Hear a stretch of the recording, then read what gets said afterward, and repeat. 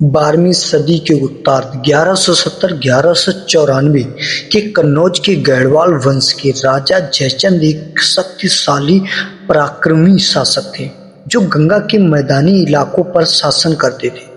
उन्हें अक्सर मिथकों के देशद्रोही के रूप में चित्रित किया जाता है लेकिन इतिहास साक्ष्य दर्शाते हैं कि मोहम्मद गौरी के खिलाफ अंत तक लड़े थे और 1194 में चंदावर के युद्ध में वीरगति को प्राप्त हुए थे।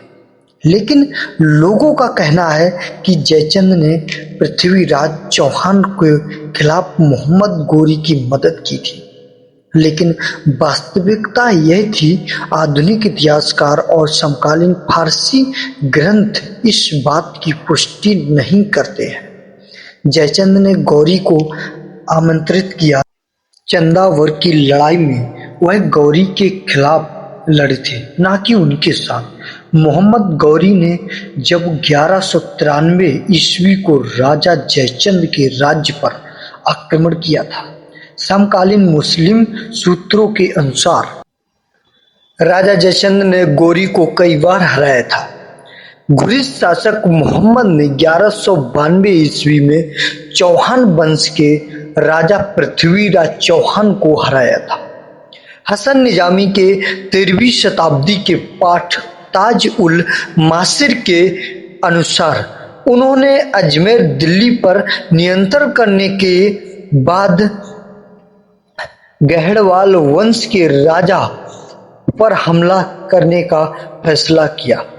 उन्होंने कुतुबुद्दीन ऐबक द्वारा संचालित 50,000 मजबूत सेना को भेजा। निजामी ने कहा कि इस सेना ने धर्म के दुश्मनों की सेना इस्लाम को हराया।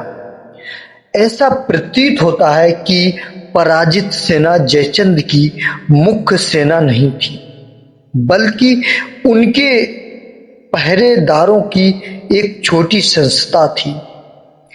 तब जयचंद ने 1194 ईस्वी में कुतुबुद्दीन ऐबक के खिलाफ एक बड़ी सेना का नेतृत्व किया। 16वीं शताब्दी के इस इतिहासकार फरिश्ता के अनुसार राजा जयचंद एक हाथी पर बैठे थे जब कुतुबुद्दीन ने एक तीर से मार दिया था। गौरी की सेनाओं ने 300 हाथियों को जिंदा पकड़ लिया था और आसानी से किले में गढ़वाल खजाने को लूट लिया था। इसके बाद गौरी की सेना वाराणसी के लिए आगे बढ़ी, जहां हसन निजामी के अनुसार लगभग 1000 मंदिरों को नष्ट कर दिया गया था और मस्जिदों को उनकी नींव पर खड़ा किया था।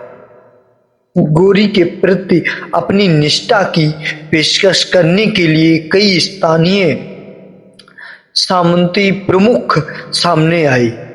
जयचंद की मौत के बाद उनके पुत्र हरिश्चंद्र गढ़वाल ने गौरी की सेना को हराया था और वाराणसी को अपने राज्य में लिया था और जितने भी मंदिर और घाट जो मुसलमानों ने तोड़े थे उन सबको वापस बनाया और जितने भी मस्जिद में सबको नष्ट कर दिया था।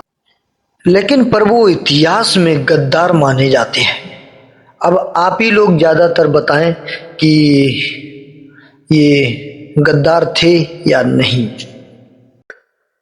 अभी किले के अंदर है जो ईंटें लगी हुई हैं, अभी ये कभी यहाँ पर भी देखो कितना सुंदर लगता होगा यहाँ पर इस किले पर, लेकिन यहाँ सब कुछ यहाँ से खंडर में तब्दील है। यहाँ कुछ भी नहीं बचा है इधर दोस्तों। ये देखो कुछ किले की दीवार ढह गई होगी, ये कुछ होगा यहाँ पर। इधर भी देखो किले के आसपास इधर, बट यहाँ पर कुछ नहीं बचा है। चलो आ जाओ, यहाँ से आए आ जाओ, इधर ही रास्ता चले आ जाओ। हाँ छिदमा से गप्पे चले अभी मीठा पत्थर में गिरे थे। खाया नहीं लल्ला, खा लो। अरे देखो भूत जैसे अब नल मिले था धो लेना वहीं पे, लल्ला की भी धोआ देना। उतरना तब समर के पैर नहीं सदते हैं, हम्म। एकदम फिसल जाते हैं। दोस्तों आप लोग देख रहे सकते हो, ये सारा शहर है कन्नौज का। छोटी छोटी ईंटें थी पहले। ये देखो, ये आज भी ये पत्थर है, ये अगर इसको खोदा जाए तो शायद यहाँ पर दीवारें निकलेंगी, इसके अंदर कुछ ना कुछ निकल आ जाएगा। ये एक मिट्टी का टीला बन चुका है पूरा का पूरा। समथिंग 1000 साल पहले का ये जो है यहाँ के राजा जयचंद का। हाँ, यहाँ से निकल गया। यहाँ से नहीं, उधर से, यहाँ से थोड़ी ना रास्ता है दोस्तों। रास्ता भी गोदी लेके फिसल गए। लल्ला को गोदी लेके चलना पड़ेगा। अब दोस्तों मोबाइल बंद करना पड़ेगा क्योंकि उतरने में बहुत परेशानी होती है।